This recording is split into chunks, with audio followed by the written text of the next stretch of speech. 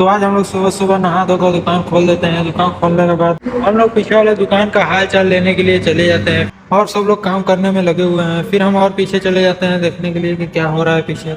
पीछे आने के बाद देखते हैं कि सारे वर्कर अपना अपना काम कर रहे होते हैं। फिर हमें भी एक काम मिल जाता है स्टॉप कसने का, तो हम फटाफट से रिंच चलाकर स्टॉप कसना ही लगते हैं।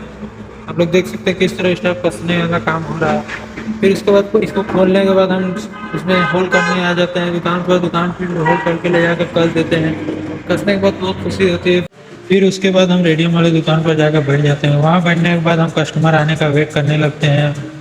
फिर उसके बाद घर से फ़ोन आता है कि अम्मी को कचहरी लेकर जाना रहता है। तो फिर घर आने के बाद देखते हैं कि ये सब नौटंकी कर रहे होते हैं। ये टीवी में रिचार्ज न होने का कारण है। फिर हम अम्मी को बैठाते हैं और चले जाते हैं कचहरी। कचहरी आने के बाद गाड़ी को पार्किंग लगाकर पार्किंग पर्ची हम ले लेते हैं।